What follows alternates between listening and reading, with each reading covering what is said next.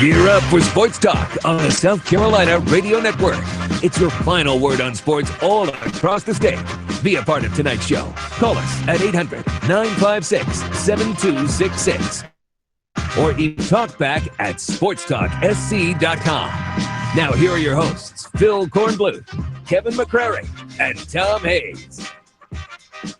Man, you talking about some knockdown dragouts with those guys. I mean, down to the last play. Fortunate to win both games. But this is, their defense is tremendous and has been. Two offensive tackles are NFL guys, in my opinion, both really good players, and the key's been Trevor Knight. He's really played well for them. He's a guy that's come in and adapted well to the system. They've done a good job of putting him in situations. He's been in the fire before. He's played a lot of football.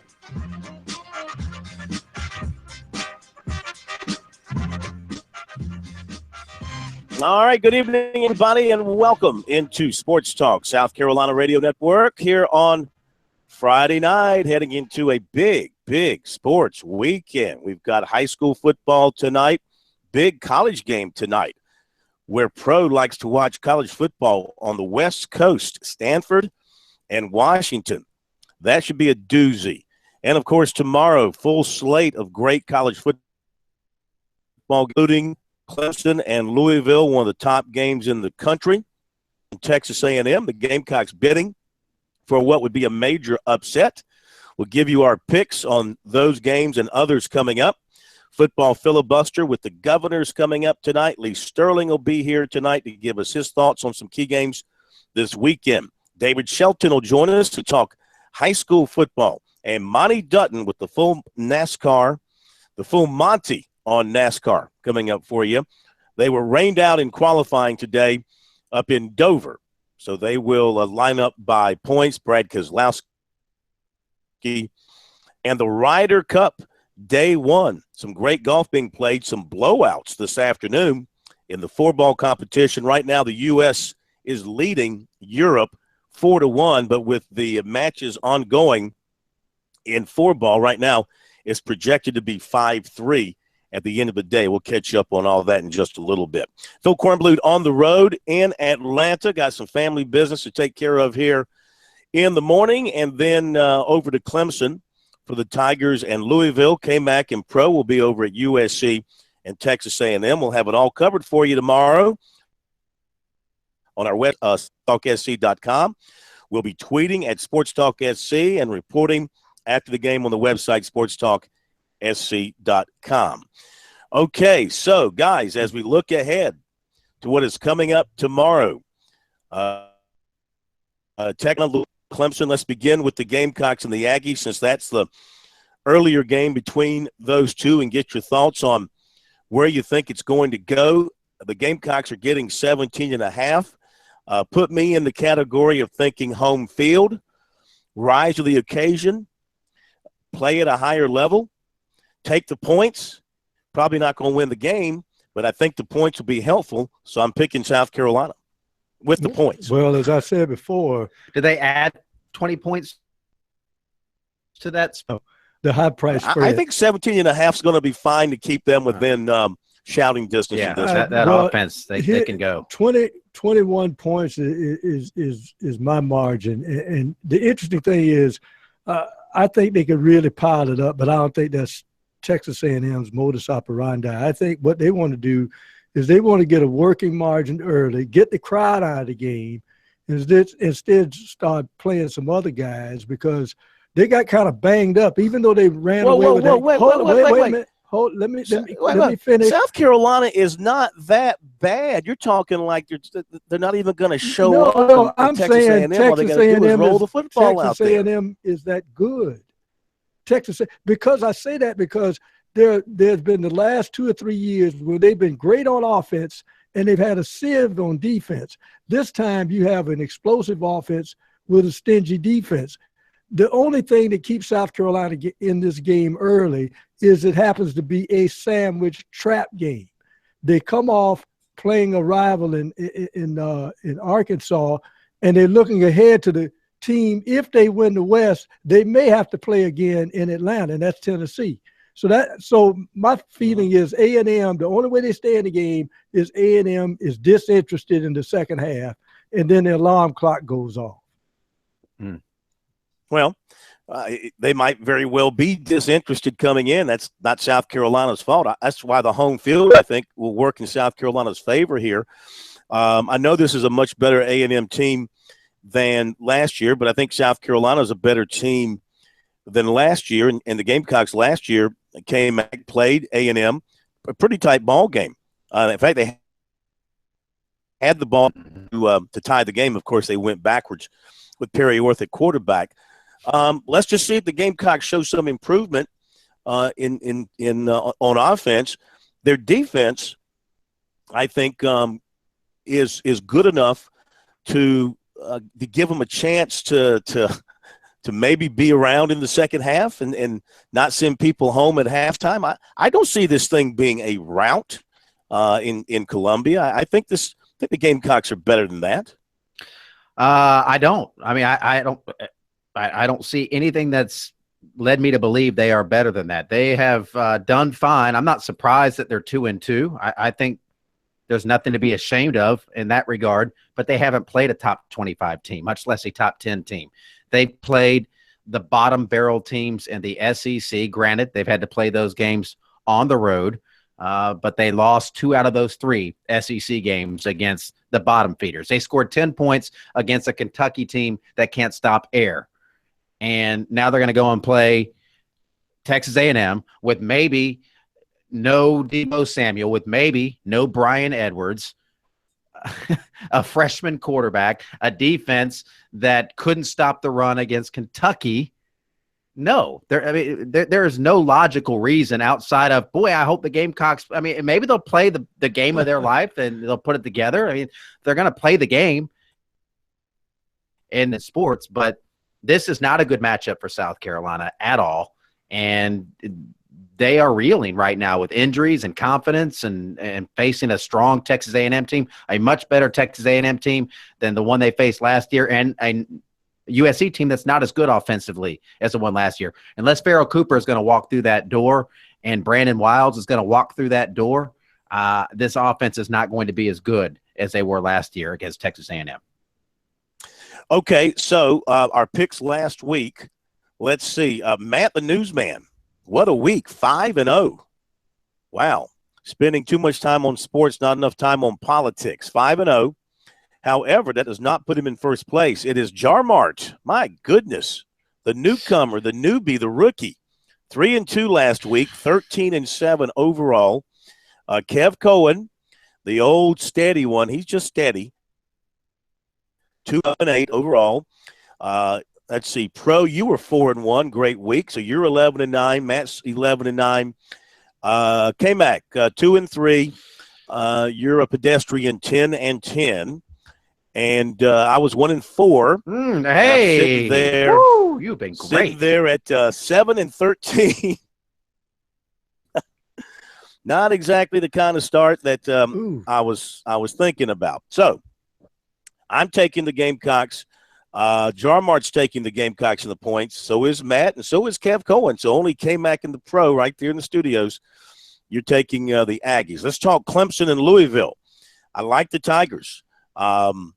They're 2-point favorites. They're laying 2. This line's been crazy. Yeah, that line's moved. I think. That line's moved, I think. Well, we're going to have to go with what we got here. Okay. But, I mean, just for facts, yeah, the line is now Louisville -1.5. Oh, okay. Well, it's too late as far as our pick is concerned. Right. So I get it. We'll go with Clemson laying 2. And so I with the laying the points. Pro does as well. So does Matt, and the others are taking Louisville. So Clemson, at home, I think they're certainly due for that big game offensively in the first half against Georgia Tech of being that dominant offense. I think Deshaun Watson is going to feel this challenge of the kid across the street and really want to rise to the occasion. And I think Clemson's defense is more than good enough. They're not giving up 63, I'll tell you that, to Louisville. I like Clemson. We'll come back and get the other guys' thoughts in a moment, plus David Shelton.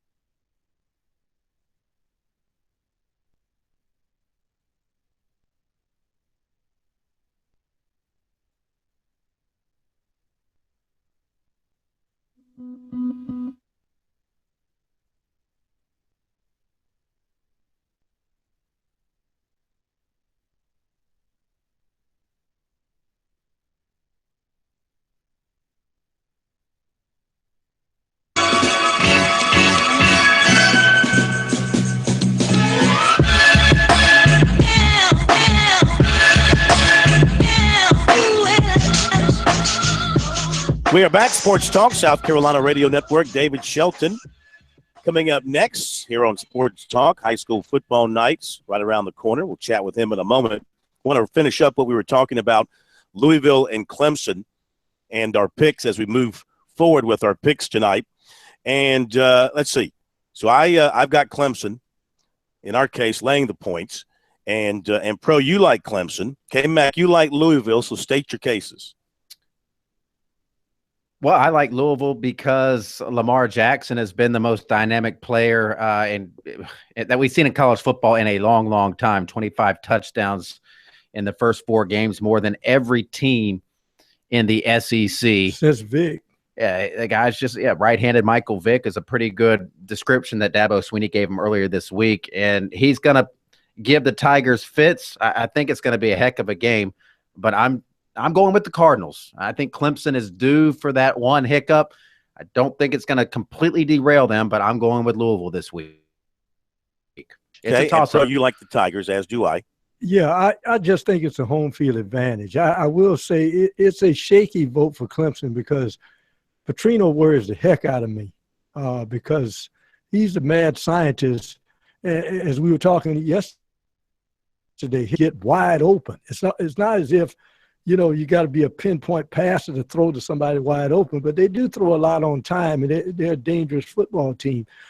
I really think Clemson is going to win because they're at home, and I think, in my mind, they win the turnover battle, and this time Dabo will get stubborn and do something that maybe he doesn't want to do, and that is to keep Jackson on the sideline by running going to the running game. I think that's just going to be the key for Clemson. Just have him stand on there and get stale so he can't get a rhythm. And they've got the guy in Gallman that can do this. Gallman should carry the football, in my mind, against a team like Louisville 30 to 35 times in this football game. He gets the football.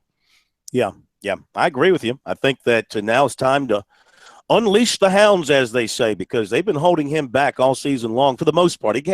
He had a lot of work against Auburn, I think like 25 carries, but since then he has not been used like they have used him in the past. Now is no reason to hold back now. Now is the time to cut him loose. Okay, we'll give you more picks from us in just a little bit. The Governors will be here in a little bit. Lee Sterling with his picks as well. Let's talk some high school football now here on Sports Talk as we welcome in David Shelton from the High School Sports Report and the Charleston Post and Courier. Our football report, a service of Farm Bureau Insurance. With new auto insurance rates from Farm Bureau Insurance, you could be saving a whole lot of money. Even if you've received a quote before, rates are now more competitive than ever. Get a free quote today from your local Farm Bureau Insurance agent. And David, welcome in as always. And in scouring the schedule today, checking out the top games, 4A games really jumped out at me. Looks like we got 3 dandies there. You got Ridgeview, South Point. You've got North Myrtle and Myrtle. And then you got Hartsville going out of a class to play a really good Abbeville team over at Newberry College. Yeah, those are 3 really, really good games. They're going to see some undefeateds go down. Ridgeview's undefeated. South Point has a loss. Myrtle Beach and North Myrtle Beach both undefeated. Hartsville, Abbeville both undefeated. Undefeated Boiling Springs plays Dorman, which is a big rivalry. I don't think Dorman will beat them, but that's going to be a tough game for them. Barnwell is undefeated. They play a pretty good Calhoun County team. Woodruff and Newberry play. I mean, there are some really good games in week 6 as opposed to the last 2 weeks where we've had 1 or 2. There's a lot of good games to be keeping an eye on tonight. Yeah, and we get into region play in some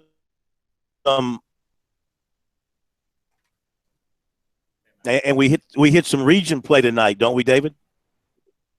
Yeah. This is going to be a region opener for a lot. I would say most of the 4As and 3As. I'm not positive of that. 5A has already started some region play in some regions. So, Hartsville Abbeville is not a region game. Obviously, that's a 4A and a 2A. But the Myrtle Beach, North Myrtle Beach, is a region opener and could decide the region champion. The winner tonight could end up being the region champion. So it's not only a big rivalry game between two undefeated top 10 teams, but it's also implications on region championship. Yeah. What has gotten North Myrtle Beach to where they are at this point? Well, I mean, it's Coach Harden's third year. They made progress in each year. They got a lot of guys back. I want to say they had like 17 starters back. A lot of these guys are third year in the system. They're veteran players now. They've got good running backs. Ronnie Bass is a good quarterback. Not going to throw it all over the field, but he's a good option guy, can run it. And they play really hard on defense. Now, they've got a tough challenge tonight. I look for this game to be sort of low scoring because Myrtle Beach's defense is really good too. But, North Myrtle's done a great job. I think Coach Harden has just stayed with his plan, and he's in his third year and got a lot of guys that have played. Yeah, and for those who might be wondering, that Ronnie Bass at North Myrtle Beach, he is the son of the former Gamecock quarterback, Ron Bass. That's right. His dad was in Remember the Titans. He was the quarterback in Remember the Titans. So he was the guy, that's right, but the actual player. Yeah. All right, now let me ask about this game in 1A. This looks like it could be an excellent game. Louisville, undefeated, been killing them in Belk, and they're playing at fourth-ranked McBee tonight. And what do you think there? Yeah, that's going to be – this is definitely Louisville's toughest game to date. They've beaten the teams they've beaten because they're better.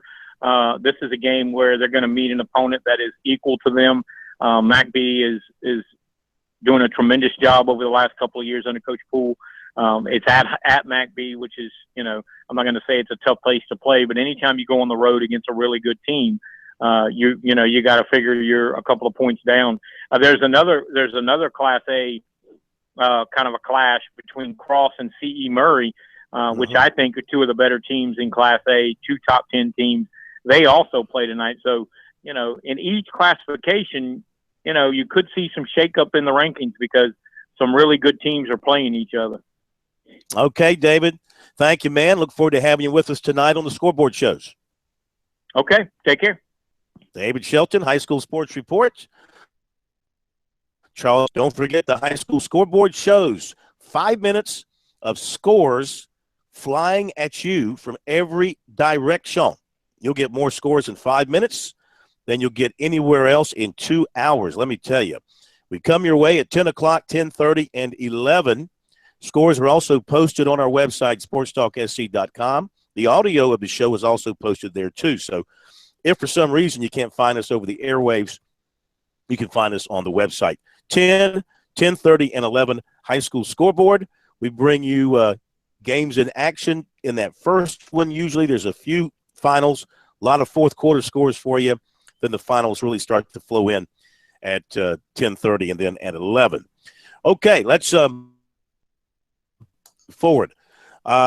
North Carolina at Florida State. Florida State an 11-point favorite, and I'm taking the Tar Heels, and so is K-Mac. Ugh, don't like that. Everybody else taking the Noles. Tennessee at Georgia, just hearing that Nick Chubb is out tomorrow. Not good for Georgia. I was taking Tennessee anyway. Georgia's getting 3.5 at home. I was taking Tennessee. Let's see. Pro's taking Georgia. Pro's the only one who's got Georgia. You still too late. I've got it on the list. You can't change. You're stuck with them. No, and Tennessee is stuck with Butch Jones. And Wisconsin at Michigan's our other game. Michigan favored by 10.5. I'm taking the points in Wisconsin. And who else is taking Wisconsin? K-Mac's taking Wisconsin. Matt's taking Wisconsin. Kev Cohen's taking Wisconsin as well. So those are our picks for the weekend. We got the Governors coming up here after the break. the football filibuster. What do those two wise men think about these games? We'll find out in a moment.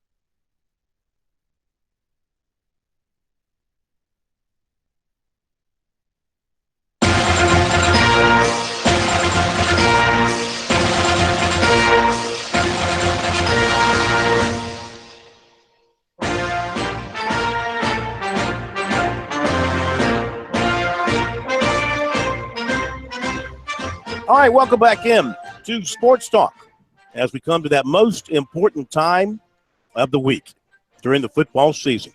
We call it the football filibuster, when we bring together two of the greatest political minds of modern times in South Carolina, former governors Jim Hodges and David Beasley, who have morphed into two of the finer football minds in the state of South Carolina in current times. Governor Beasley, it is good to have you back. I think you are back in the USA. It is good to be on U.S. soil. I can tell you that. Where are you? Are you in good old Darlington County, or where are you? I am in Darlington County, up between Darlington and Society Hill on the farm, and it is nice. The sun is setting. The temperature is right. It's a great football weekend, and I've got to make a comeback this weekend over Jim. Yes, you do. Yes, you do. Do we have Governor Hodges? We're efforting him. Yeah, still working on We are efforting. Now, this is most odd. We are efforting to get Governor Hodges on the line. Governor Beasley, you have any idea what has happened with Governor Hodges? No, he's got the edge on me, so I know he's not running and hiding. So he's got maybe he's been kidnapped by the Trump crowd. I don't know. It's most unlike him to be a no-show. Now, I communicated with him yesterday, and all was good moving forward, but we're having a hard time. I don't even have his picks. I may have to play the role of Governor Hodges here against you. Is he going to forfeit? In the next 30 seconds. He's going to forfeit all 5 games this week. Well, I mean, I'll pick for him. He would that might delegate be me. my only hope. He would have no Corn, you picking the games is the same as him forfeiting all 5 of them. Oh, okay. We've seen. We can do a consensus. We'll ask Governor Beasley who Governor Hodges would pick in a particular game. And well, you know the way I've been going. If you just pick the opposite I've been picking, he's gonna win 3-2. 2-3 every weekend. I know you were 2-3 last week, so you're 10-10. Governor Hodges was 3-2, so he's 13-7. Any luck with Governor Hodges? If not, we'll move forward. Dump. I have no idea. Maybe he was kidnapped. That's about the only thing that would keep him away. This is his show. It is. He loves it. He's good at it. He knows this stuff. He studies. Okay, well, I tell you what. We will as a group, we'll pick for him against you. Okay, how about that? That sounds good. And if he sends in his stuff independent without, I think we'll honor that. If you guys are okay with that. Unless he's listening, waiting to hear who you pick, and then he sends in his picks. But we'll honor late arriving picks from him if they do come in. All right, let's get rolling. Let's go here, Governor Beasley. You will lead the whole way through. Wisconsin at Michigan, big battle in the Big Ten, and Michigan is favored by 10.5. Well, I don't think there's any doubt on that one. Michigan is going to win. Home field advantage. They're strong enough. But with Wisconsin, I think they'll control the ball long enough to take advantage of that 10.5 point margin. So I will pick Wisconsin. You want the points from Wisconsin. Okay. And looking at our picks, I'll just go off our sheet. I can do that very easily. Looking at our picks as a group, we're going with Wisconsin as well. So, hell, let's give it Michigan. I'm going to give it Michigan just to oh, that's not a terrible thing. That's the favorite. Playing at home. I'm going to give it Michigan. I'm not going to do that. All right. Tennessee at Georgia. Now, Georgia getting 3.5. Don't know if you heard that Nick Chubb has been ruled out with an ankle sprain. Don't know if that affects your thinking or not. So how do you see this one between the hedges? Well, I'd already made the decision. I didn't know that. I'd already made the decision to go to Tennessee because Georgia's offensive line just can't keep it with the boys. And so I was going to Tennessee. Now, the Chuck factor just compounds it. So Tennessee for you. Okay. Tennessee. Okay. Well, you know what? We're going to give him Georgia. We're just going to go in between the hedges. You know, we're going to give it. We're going to go Nick opposite. Chubb, no problem. Corn's just burying the Governor Hodges. When he says he's going to be like, you did what to me? This thing's rigged. This thing's rigged like Trump's microphone Monday night. Well, I think that's the situation. I sent a team in to mess with his mic. You know, he can't get his mic to work. All right, let's go to North Carolina and Florida State. The Seminoles are favored by 11 here. I'm not sure if the right team, as they say in Vegas, wrong team favored maybe. North Carolina with that quarterback, they could score a lot of points. Florida State, anyway, Seminoles at home favored by 11 against the Blue Bellies. What do you think? Well, I think Louisville beat the breath out of those boys. They're so bad. But I think Florida State's getting their act together. I think it's starting to roll, though it's hard to say about 11 points is a lot. But I think Florida State's ready to prove themselves. And I think North Carolina will get smashed down there down Tallahassee. So I'm going Florida State. Florida State, you got them, so that means we're going to give Governor Hodges his favorite team, the Tar Heels. We'll pin that on him. Hey, you know what? I mean, some of these things might fall his way. You just never know. So yeah. We'll give him North Carolina. All right, Texas A&M and the Gamecocks. Gamecocks are getting 17.5 at home. Now, certainly you got to believe that's more than enough points for the Gamecocks. In an honorable fashion. Keep it just ugly enough to stay under the number. I'm going with the Gamecocks. You want the Gamecocks and the points? Gamecocks and points. Oh, yeah, if I don't have the points, I'm straight up. Come on, straight up. We'll give you 2 wins for straight up. I tell you what. Straight up. I'm going to give Governor Hodges the Gamecocks, too, because I know that's who he would pick. Yeah, I think so, too. He wants those points, and he thinks at home, he probably would think maybe an upset. Maybe not, but he probably thinks 17.5 is enough. Okay, and now your game up at Death Valley tomorrow night. You going up for that? Yeah, we're heading up and looking forward to being there. It's going to be a late night. And if there's a victory, it's going to be an all-night. So let's just hope that Clemson shows up. If Deshaun Watson shows up and does his thing. So I'm going – even though my head says Louisville, I'm going with my heart. Clemson Tigers, I think their defense is going to step up. I think Deshaun Watson is going to prove himself. And I think Louisville is going to realize that, wow, I see why they played in the grand finale last year and why they ought to be number one again before the season ends. So Clemson Tigers. Clemson. Okay, Governor Hodges, he would take Louisville, no doubt about it.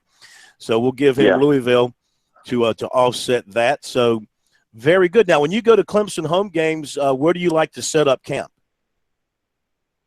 Well, we'll be all over the place. We got a bunch of friends and family. We kind of hang out against one of the walls on the stadium, and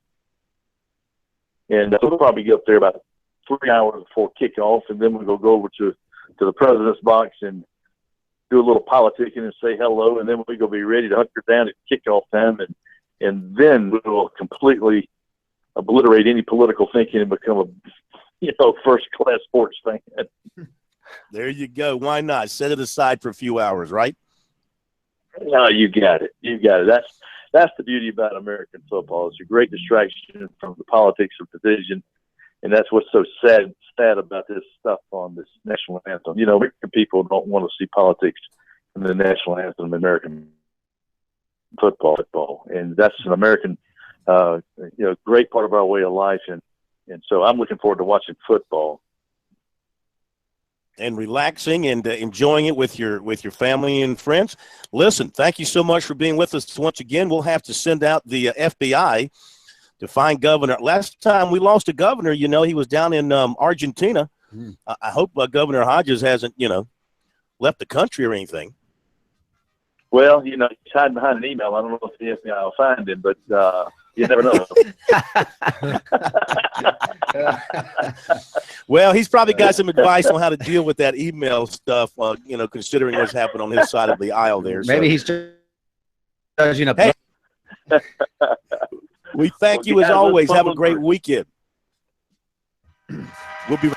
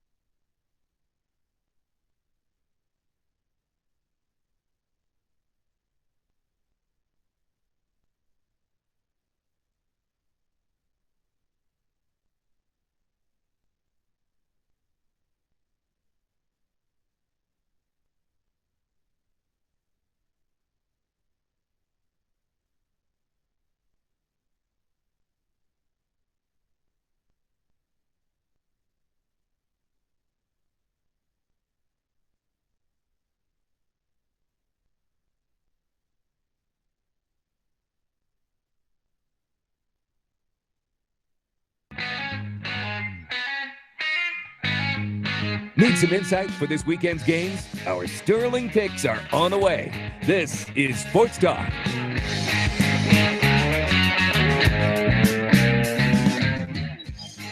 All right, time to welcome in from ParamountSports.com our good buddy Lee Sterling, who is no doubt anxious and hungry to bounce back from us last week. Well, you like me the other week. I got shut out. You were shut out this week. This week past. It happens in this business, doesn't it? It does. I was putting a W in that win column of the Florida-Tennessee game. They had – remember the Miami Heat? Remember when the fans left that game against the San Antonio Spurs? They had video of them trying to get back in the building. Why no video of the thousands of Tennessee fans trying to get back into the game? Yeah. But I'm like you, man. That probably would have been some good YouTube videos. Yeah, I thought there was no way Tennessee would get it together and turn that thing around the way they did. But my goodness, what a win for them! I mean, that could catapult them for years. I mean, I heard that some of the Florida kids were still in shock. So great win for them. Okay, give everybody to go to get running. Well, how about this? It's my world's famous Baker's Dozen. Over the last 4 years, these 13 games have gone 3 of the last 4 times. 12-1, 11-2, and 10-3. You want to get my Baker's Dozen? Starts tomorrow, 12 noon, goes all the way through Monday night.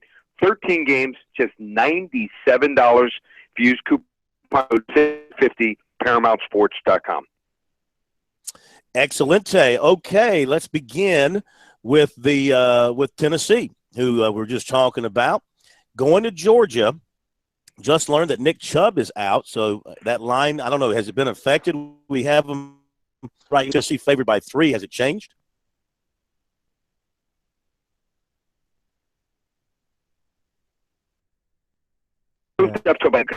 Last week they were behind from, it seemed like, I think the first drive, and they still only mustered 166 yards passing.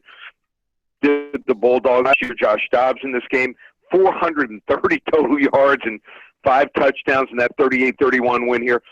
I'm just not in love with this Bulldog group of receivers. I don't think that they're anything special.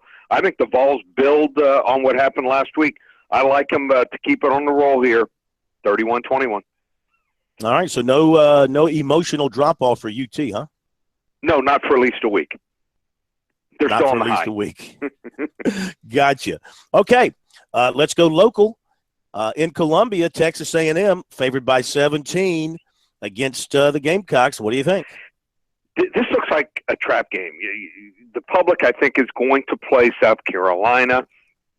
But Texas A&M's defense, which already has 13 sacks, I think it's going to pose some problems here for freshman quarterback McElwain. I think he's going to have trouble with the speed.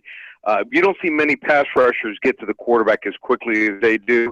And I think the Carolina defense, which has been hanging on by a thread, might finally collapse. I like Texas A&M pretty big here, 36-15. Okay, not good news there. No.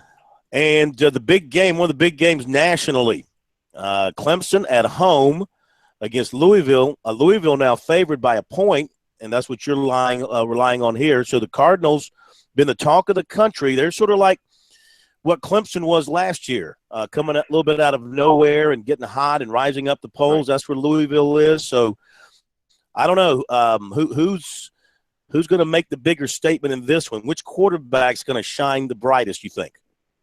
Well, both of them are great. How about this? Someone like Brad Kaya, who might get picked in the first round, the third best quarterback in the ACC. No one's talking about him. I think Lamar Jackson is incredible. I think he's special, but I think Deshaun Watson might end up being the first round and the first pick of the NFL draft of the spring, NFL draft come this spring. So if these two guys cancel each other out, then you got to look for maybe the next 2 best players. And I think it's probably Mike Williams, who didn't play in the game last year, or Wayne Gallman, which he had 139 rushing yards. I like the fact that Clemson has played in more big games. I like the fact that their defense is starting to round into form here. And the game's at home. I just don't think Louisville's ready for this. I think that it was a perfect storm when they played Florida State. I think Clemson gets them in a shootout here, 38-34. Oh, Tiger fans will take that all day. By the way, before we get to your game of the week, you mentioned Kaya. Are they doing it with mirrors, or is Mark Richt really getting this thing turned around quickly? I think it's going to take them a little bit of time. They still have some holes. They have some depth issues. But I've done a couple games the last couple of weeks. For the last 10, 12 years, they've been recruiting kids that are just not Miami kids of the past. But they're going after, and they already have some commitments from some real top quality kids. So might take them. If Kaya comes out next year, they'll be about the same. 2 years from now, look out. South Florida is loaded with talent, as you guys always know. So 2 years from now, I think Miami's going to get into the top 10 and probably not leave again. Do they have a quarterback waiting in the wings behind Kaya? I'm not sure. They're all about 6'3", 6'4", and weigh about 185 pounds. I'll tell you in about a year when they put some weight on them. All right, your game of the week, NFL, Panthers and Falcons right here in Atlanta. Great game, and this is a setup. You get Carolina going against a team that beat them, the only team in the regular season last year. So if you want to find out, does Carolina bounce back or does Atlanta move to 4-0, just call right now. Get the game for free, 800-400-9741. Like I said, Baker's dozen, 13 games, just $97. Use coupon code SAVE50, ParamountSports.com, or 800-400-9741. Lee, as always, greatly appreciated. Have a great winning weekend. We'll see you next week. Thanks, guys.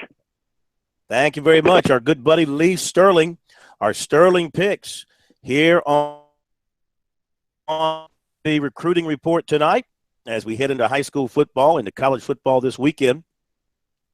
We begin with defensive end Aaron Sterling, 6'2", 260 of Tucker, Georgia, who had been an Alabama commitment until a couple of weeks ago.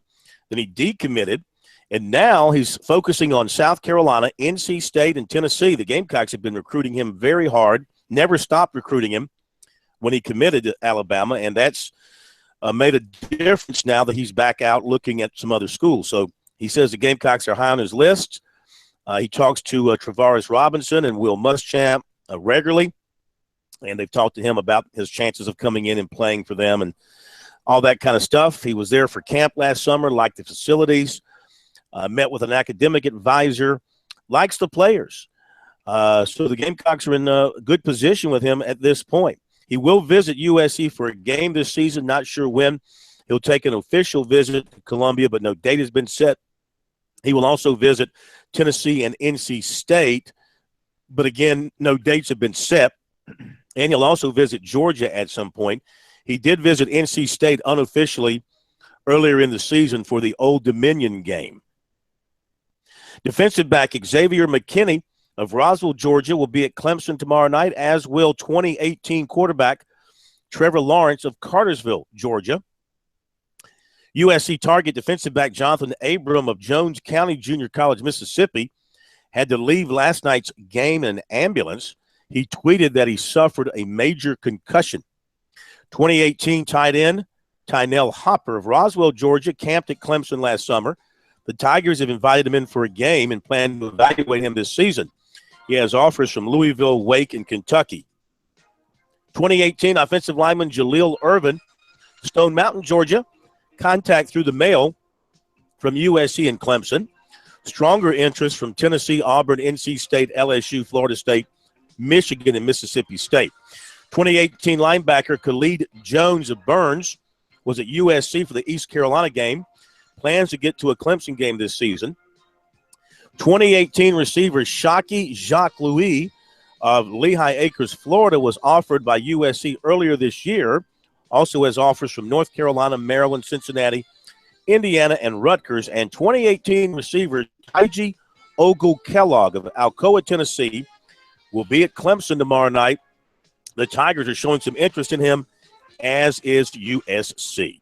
That's recruiting. It's the top of the hour. We're coming back. Don't leave us.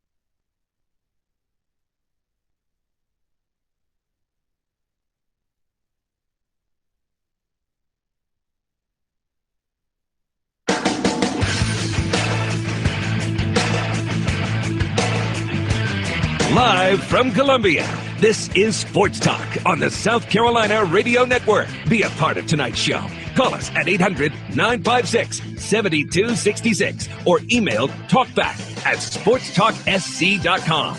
Now, here are your hosts for Sports Talk, Phil Kornbluth, Kevin McCrary, and Tom Hayes.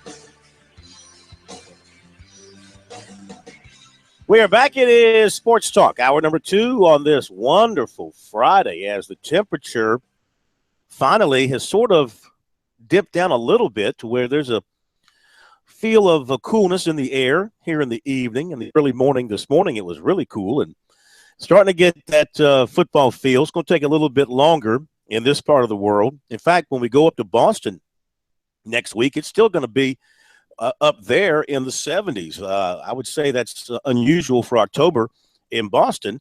So with the baseball playoffs going on, of course, I don't think anybody will be paying any attention to that. They'll all be focused on that Clemson-Boston College game on Friday night next week.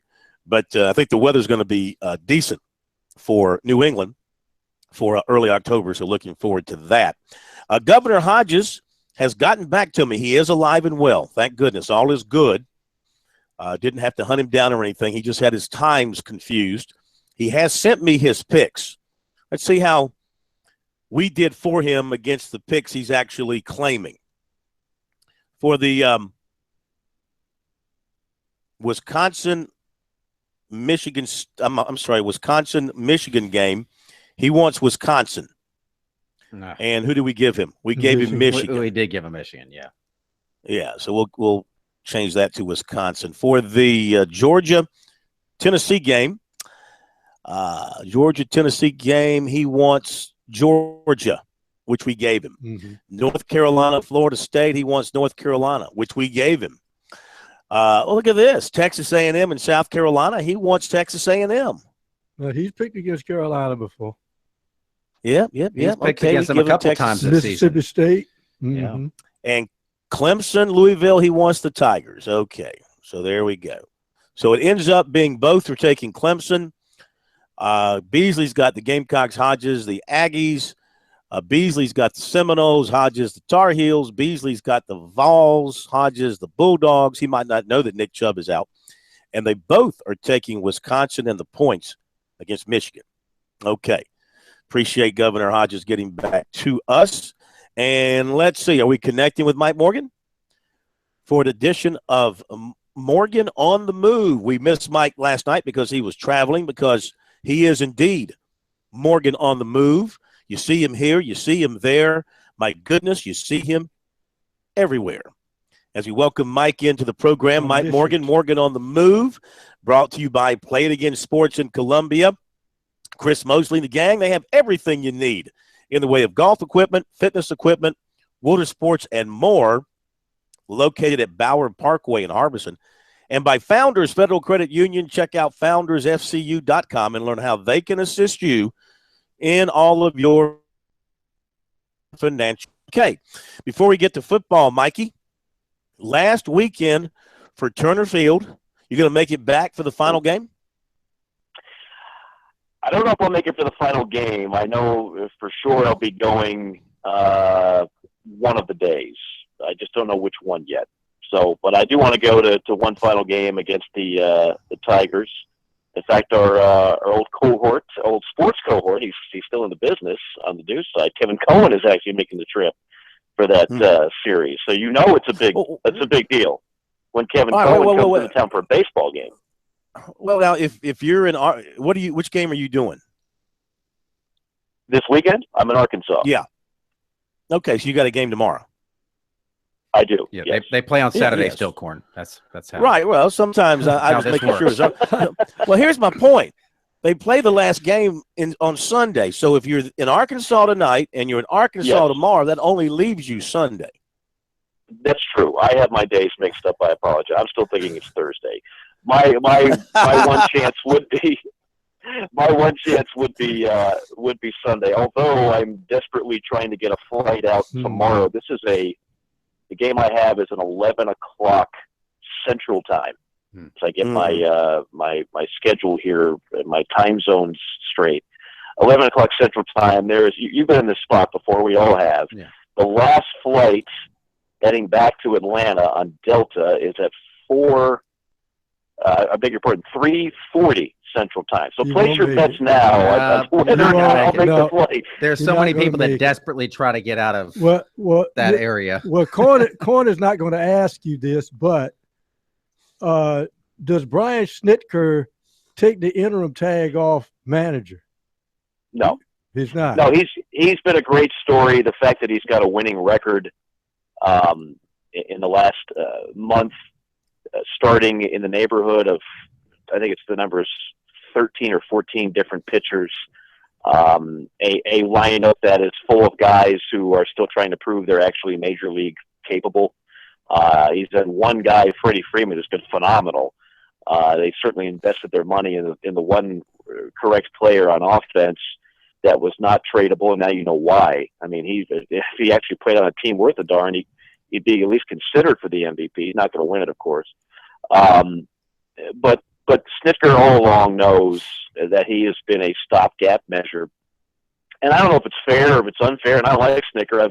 I've dealt with him quite a bit going back to his days when he was the Gwinnett manager and doing some of the television games there. He's a good guy. He's a Brave through and through. He's paid his dues, but unfortunately that's not always the way the business works. And I just think that they're really embarking on a new era where they're trying to get people excited about Braves baseball again.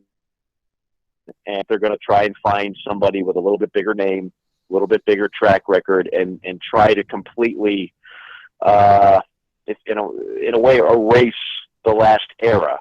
Minus Freddie Freeman, minus Julio Teheran, there'll be absolutely nothing left over from what there was a couple of years ago under Freddie Gonzalez, and Brian Snitker in a roundabout way was kind of under that whole umbrella.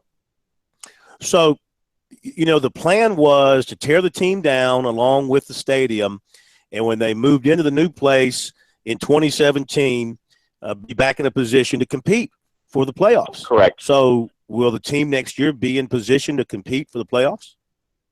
Well, as it stands now, they've got a lot of work to do. The farm system has been improved immensely. There's no denying that, and that's a good thing for obvious reasons. But by no means can they just rely on a bunch of 22-year-old kids in Double and Triple A to help turn this around. Freeman and Teheran and some other decent but not great players. They have to be a major player in free agency. They're going to tap into revenue streams they haven't had in a while with the new stadium. They are going to have to be a major player in free agency to really have a chance to quote-unquote turn it around. And let's not forget, we're only 3 years removed from a postseason with this franchise. It's not like they've been terrible for 15 years or it's the 1980s Braves. They were competitive not only under the last few years of Bobby, but the first few years of Freddie. And then everything went spiraling down. It was one bad move after another, whether it was Dan Uggla, whether it was Kenshin Kawakami, whether of errors in terms of bad moves. So you can get back there relatively quickly, but you got to be willing to spend the money, and you've got to spend it in the right place for the last 5 years. All right. All the way out to Arkansas to do the Hogs and Alcorn State tomorrow, 11 o'clock local time. And I'm sure the Arkansas fans are bitterly disappointed over what happened last weekend against Texas A&M. They just got annihilated by that offensive machine that the Gamecock fans are going to see tomorrow. Yeah, it's weird though. If I were the Gamecock coaches, I would look at that first half and I would see a lot of things that Texas A&M did not do right. Remember, Arkansas was about to go up 2 touchdowns when their running back fumbles at the goal line going into the end zone. They've had 2 other goal line situations, one in which they had 7 different attempts to get it, to punch it in from within 2 yards. They failed. And another which they finally settled for a field goal. So they basically left about 17 points on the board. They really could have won that game. I think Texas A&M does have some vulnerability. I just don't know if Carolina has enough firepower to take advantage of it. All right, hang on, Mike. We'll hit a quick break here, come back with you for a couple more minutes. Morgan, on the move right here on Sports Talk. Back in a moment.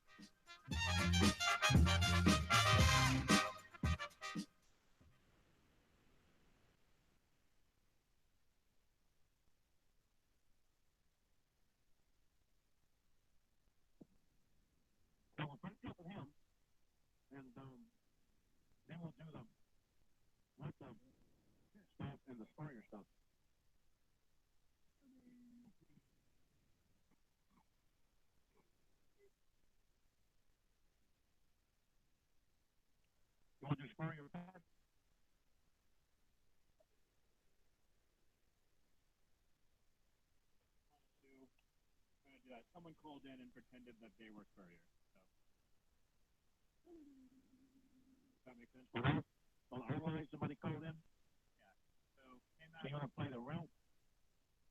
The real one, or came back on Tuesday. Your Spurrier method, something like that. And so someone pretended that they were. Okay.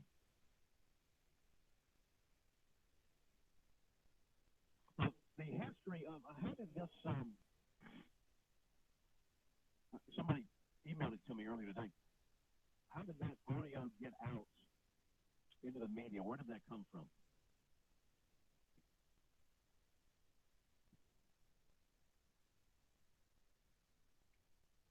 Was that something Spurrier put out?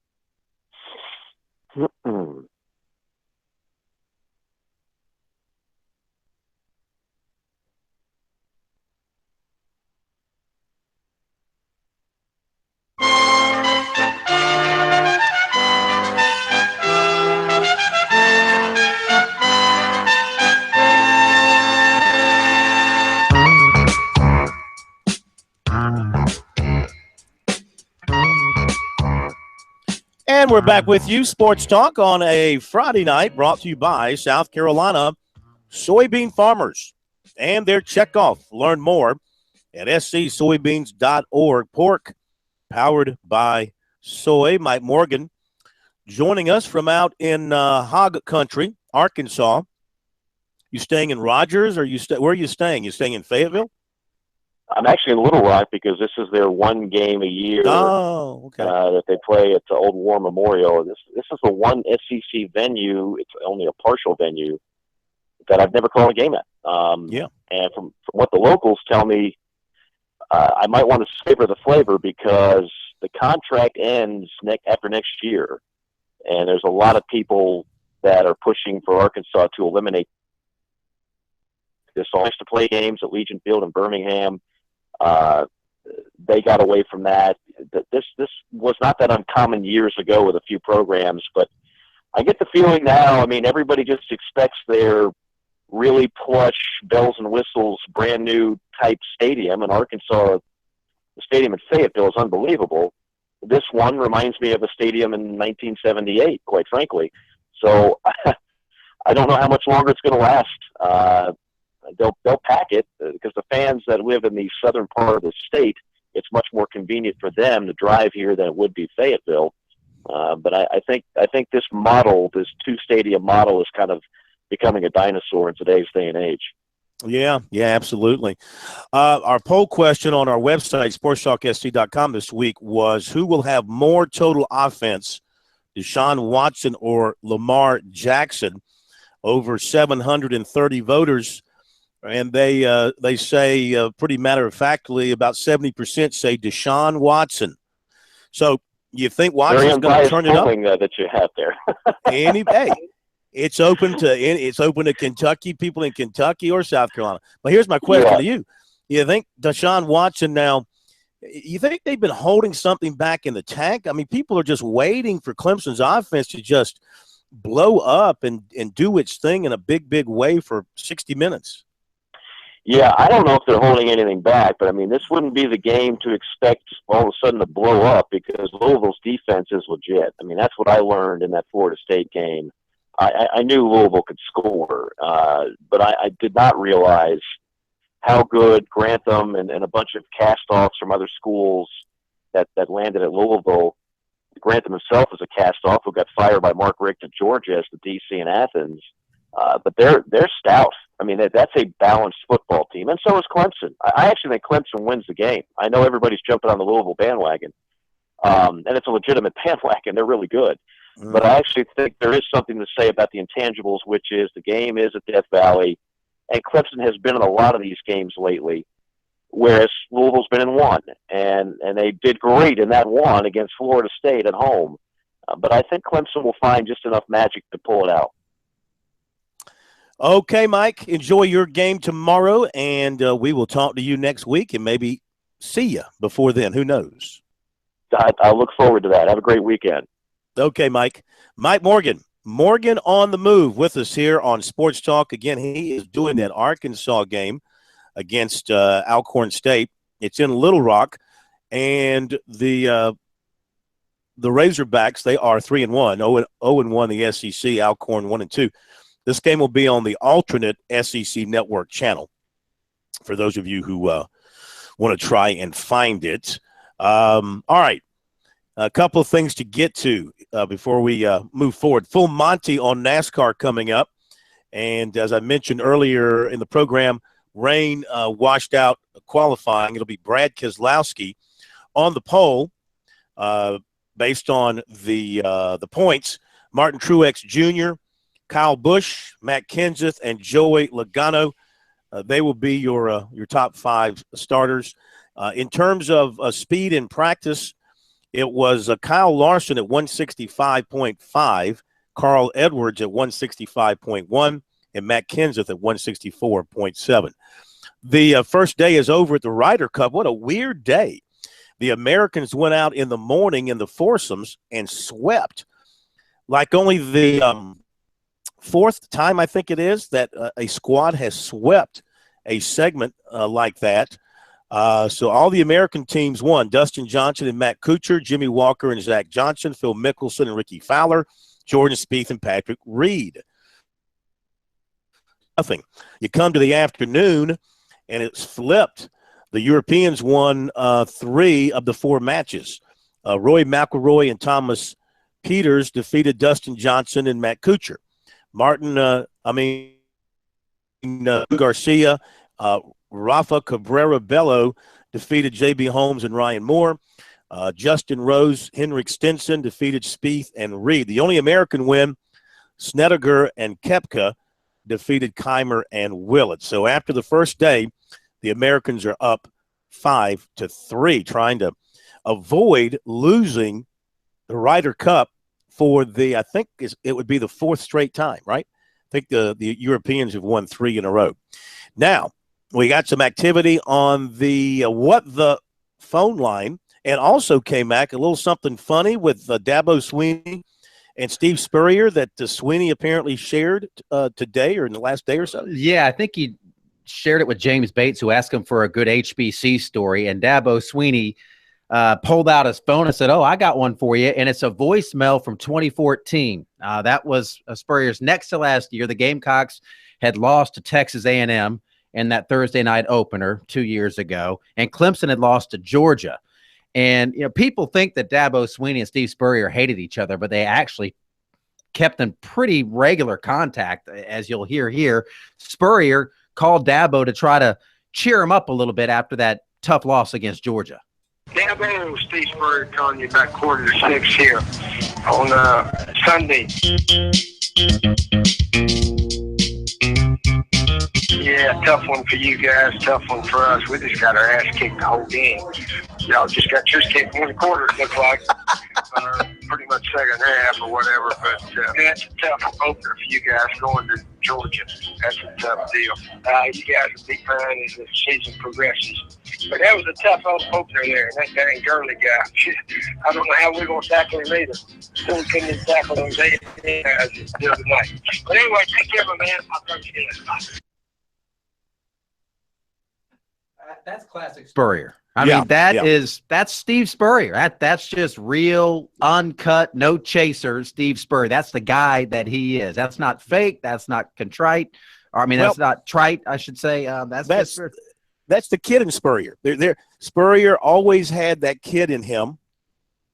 And, I think he would probably be that guy that would put pins in your seat. A practical joker kind of guy. And of course, he got the little shot to the rib cage in there when he said, we got handled, and you guys only got handled for a quarter, we got for a game, whatever the case may be. He was going to kind of try to share the pain, I think, a little bit from what happened to them against Texas A&M. But you're right, that's great stuff.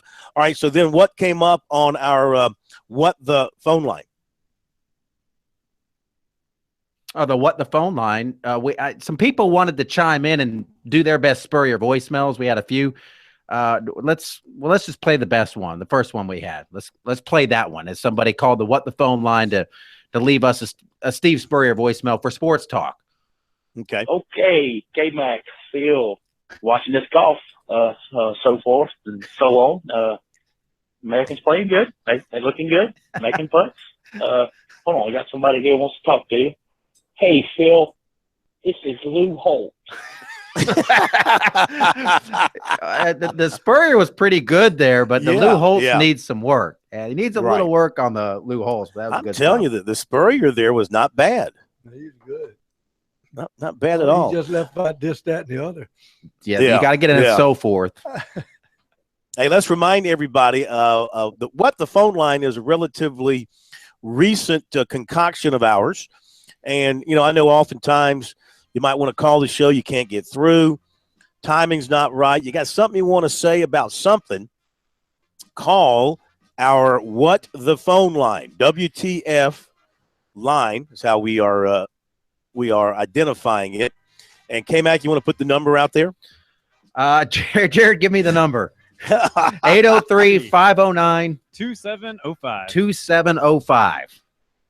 803-509-2705. Call it over the weekend. Be right back.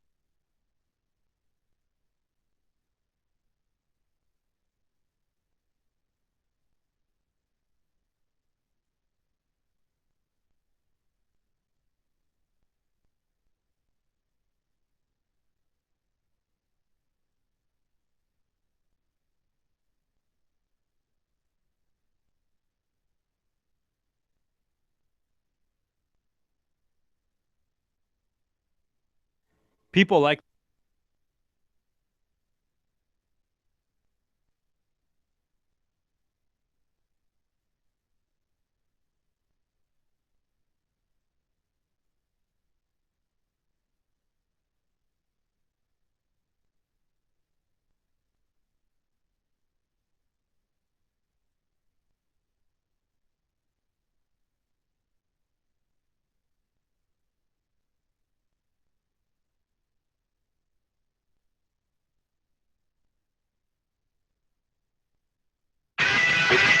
The latest on this weekend's race is around the corner. The full Monty on NASCAR is next.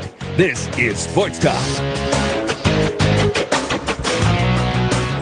Time to talk a little NASCAR with Monty Dutton. That's the full Monty here on Sports Talk as the chase continues this weekend in Dover. They didn't get a lot done today in Dover because Mother Nature, as she's wont to do, had other plans with qualifying, but they will go Sunday, weather permitting. And Monty's here to break that down for us. Hope you're doing well, Monty. I'm fine. I'm just about. I feel like I haven't gathered a lot of intelligence today because of the fact that it was raining most of the time when I flipped the channel over to Dover.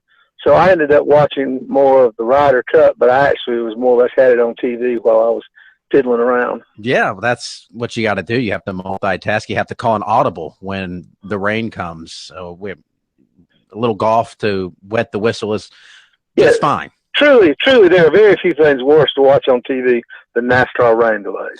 Yeah, those can get a little boring. Those can get a little tough. Hopefully, they will have good weather throughout the weekend. I haven't actually checked the forecast for Dover on Sunday, but hopefully between now and Sunday, it'll be good to go because this is a big race. It's the final one right before they narrow this thing down from 16 to 12. Well, this isn't like, there's not that much drama in the first round because 12 of the 16 advance. Now, there are going to be some good, contenders who have a bad race or finish 28th and end up, being desperate to win in the next round. But in this round, oddly enough, as it stands right now, the four that would be eliminated are the four that I predicted on a show earlier this year. And I actually said that it was ridiculous to even do that because this is like trying to pick how a roulette wheel winds up in the next four races. But I think that I was just thinking that if I were a betting man, which I'm not, but Chris Buescher is in the chase because he's basically 1,000-to-1 shot. And now, of course, the only way he can advance is to win again, where I would say he is approximately another 1,000-to-1 chance. So I think if I were in Vegas and I could get 1,000-to-1, I might bet as much as $5 on Chris Buescher, but it would be like buying a lottery ticket. Tony Stewart's in trouble. Jamie McMurray is on the edge, and Kyle Larson is probably the biggest surprise. But out of 16 people, somebody had to be there, and he's the one that I thought would fall out because he's a spectacular talent who probably is still doesn't have the consistency. I think that Larson is one of those guys who everybody talks about how amazing he can save a car, but the amazing thing is that he has to so often. And I think that also is exactly the way the young Kyle Busch was. Yeah, you got to be able to drive it straight every now and again. Jimmy Johnson. It's kind of like, to me, sort of like comparing Willie Mays to Jimmy Johnson. To Hank Aaron. That would be quite a comparison, though. Yeah, but Hank Aaron and Willie Mays, Aaron was so smooth that he wasn't appreciated.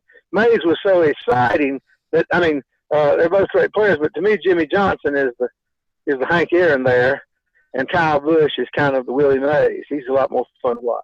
You mentioned Tony Stewart in trouble. He's sitting in 15th right now. He dropped 3 spots last week. This is it for him. So I think we'd all like to see him stay alive as long as possible. But at 15th, he's got some work to do. I guess he doesn't have to win it, but he certainly has to come pretty darn close. Well, that's right. I think he needs either a win or a top 5 finish. That's possible. It's not likely. The fact that he's 15th means he has to best, people in front of him. And, Dover is a dangerous place because the whole track is banked. Even the straightaways are somewhat banked. And so when there's a crash there, it's also barricades on both sides. It's very easy for the track to get blocked. There can be a catastrophic wreck at that place. And if there's one early in the race and Tony Stewart gets through it, and somebody who's, 10th in points now doesn't, in that instance, it wouldn't take anything too dramatic. The only person that's just way, way out is Buescher. And he's, he averaged about a 28th place finish in the regular season, and he's averaging that in the postseason. So that was pretty much a no-brainer that it would be hard for him to advance. But it's not a terrible long shot, but it's a decent long shot. Yeah, he's been in 16th the entire chase to this point. So, yeah, yes.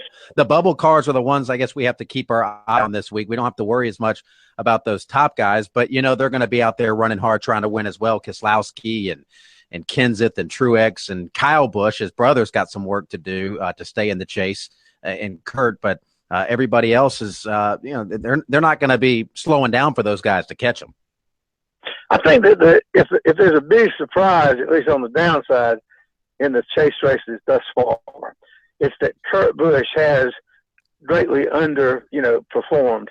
Because the truth is that for all of the bluster and all of everything else, Kurt Busch was about as consistent as anyone during the regular season, and he's not been consistent in the first two races. And so I would have actually thought he was very likely to go in the second round just because he completes most of the laps. I think a few weeks ago he had the highest percentage of completed laps and run the most miles.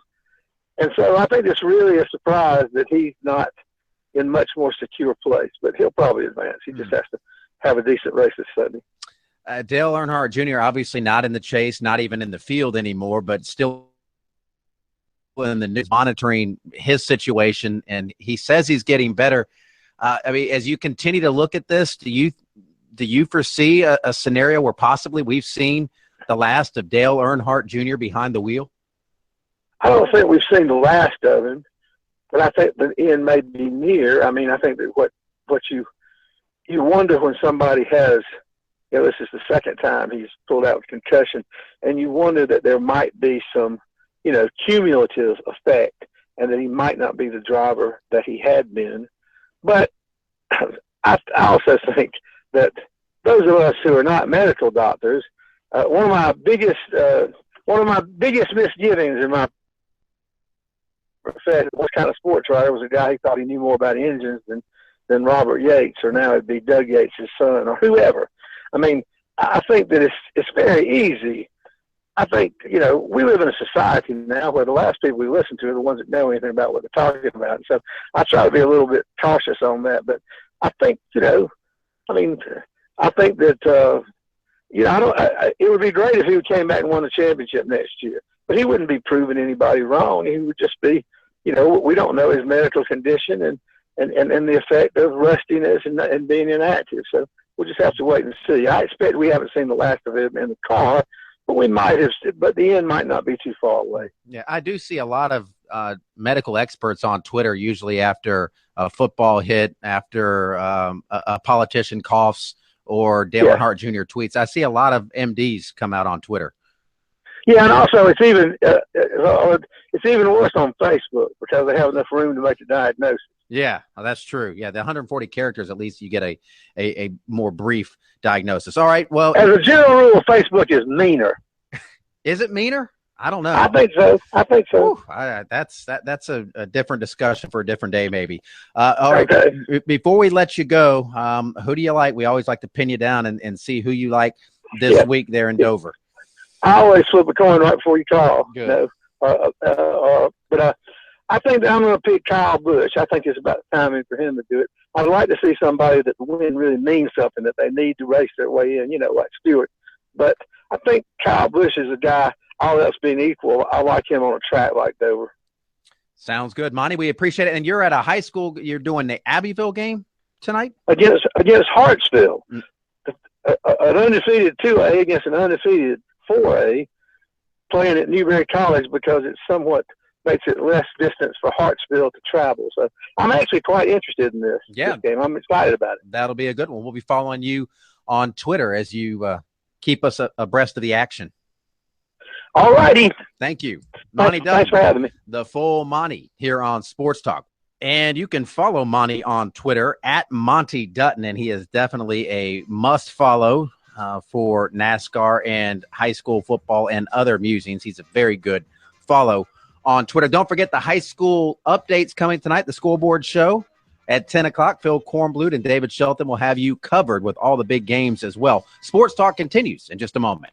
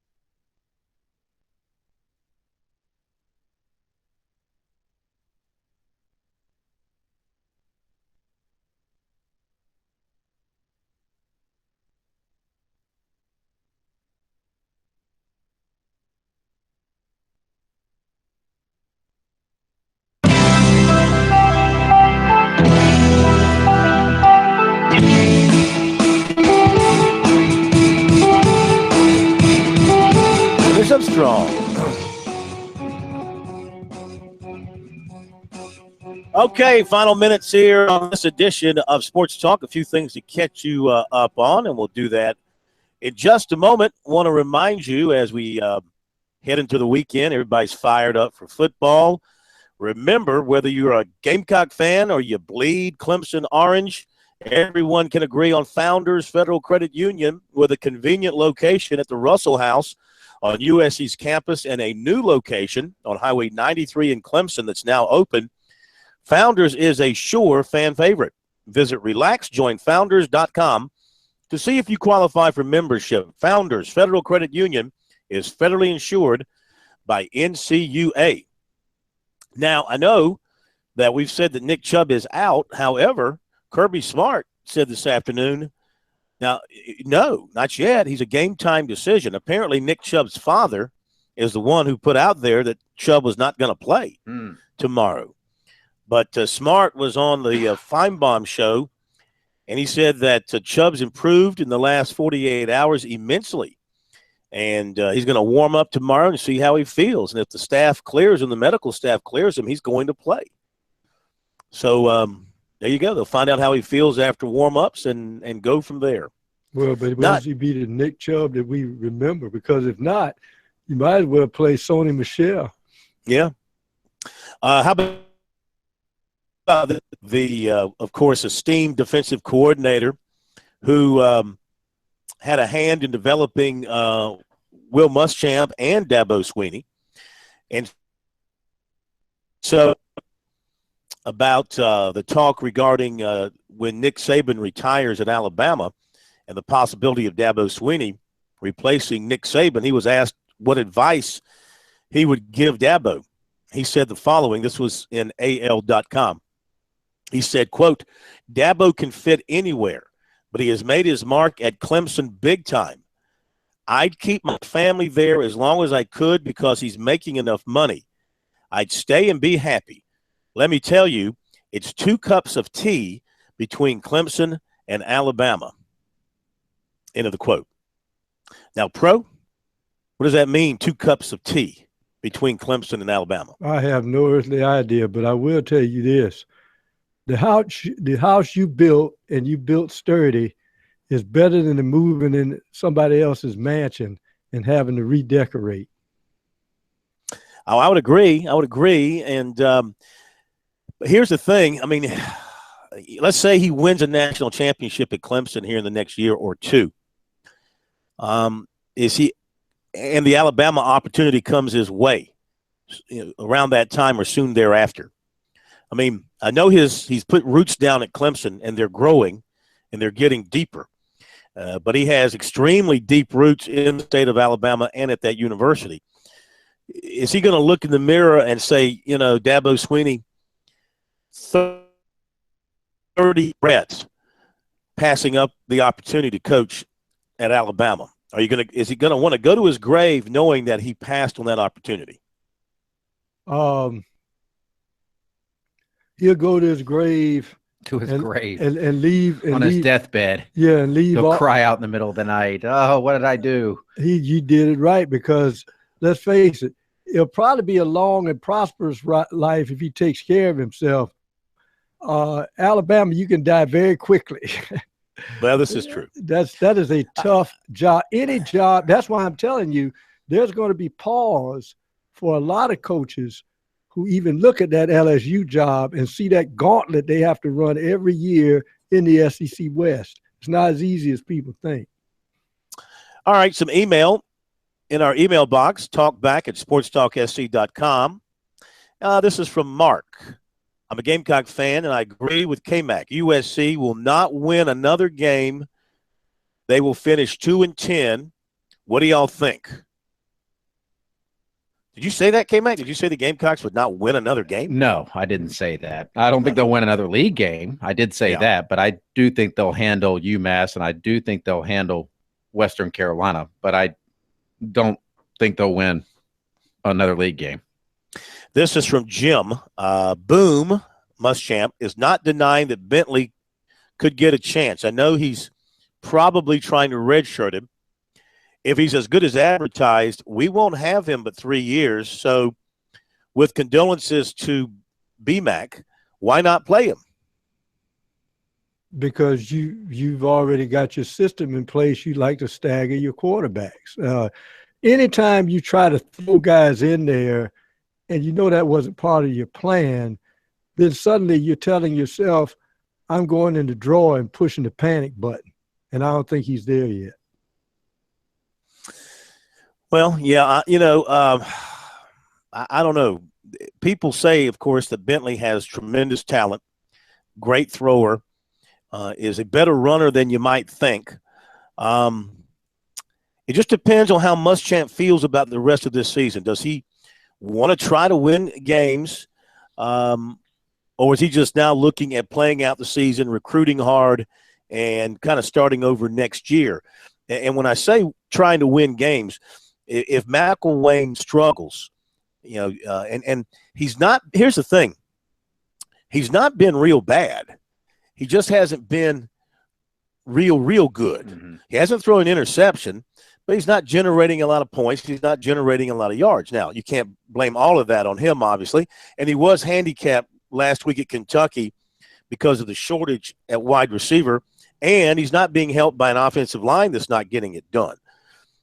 So I don't know if a change in quarterback again would solve that problem or not. Can you justifiably pin what's going on with the offense on the back of the quarterback at this point? No, absolutely not. There's too many issues around him, too many inexperienced guys around him, not enough playmakers around him. You can't expect a true freshman to go out there and take over an offense that doesn't have more pieces around it. So it's not on him. I mean, there's been the case made that maybe Perry Orth should get a little more action because he is a better passer. He has more experience, and maybe they could get a little bit more, but I don't think it would be any different. Would they now you could make the case though, if Perry Orth doesn't play that second half against Vanderbilt, do they win if they played Brandon McElwain that entire second half? Maybe not. I mean, Perry Orth did bring them back in that game, and could Perry Orth have made a difference in that Kentucky game? That was a 7-point game, maybe. But you're getting valuable experience at least for Brandon McElwain at this stage of the game. That's what people wanted. They wanted to see this guy go out and play, so they're getting that. Well, the interesting thing to do, Corn, is to play the devil's advocate. And you see the weapons that Clemson has. Take Deshaun Watson and stick him in front and stick him behind that South Carolina line. What would he do? Would he be Deshaun Watson? With the receivers they have, he would. He would run around and probably be sacked a little bit more, and maybe not have the time that he has currently with the Clemson offensive line. But the Clemson offensive line this year has had its moments where it hasn't been all that good either, and there's been some substituting going on, moving of players in and out because of unhappiness. In the Georgia Tech game, Drew Morgan drew a couple of penalties on a particular drive. He was yanked. They put the freshman Ankrum in there. So, they've had their concerns as well, but not like South Carolina. So, yeah, obviously Watson will have more issues to deal with if he were playing behind the Gamecock line. As you said, their offensive line has issues, and maybe we're pointing to the fact that maybe that's why Deshaun hadn't looked like Deshaun yet, because I'll go back to that old cigarette commercial. It's what's up front that counts. Well, and drop passes aren't helping his numbers either, All right, do not forget the high school scoreboards tonight, 10, 10:30, and 11, plus the scores on the website, SportsTalkSC.com.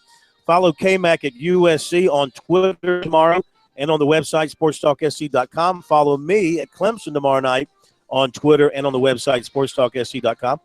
Guys, have a great weekend. Thank you, Jarmart. Everybody have a safe and enjoyable weekend. Enjoy the sports world, and we'll talk to you Monday night here on Sports Talk. All right. That we did. All right. Woo. Okay. Sounds like a winner. Sounds good. Good luck with everything tomorrow on your end. All right. Oh, yeah. How's this?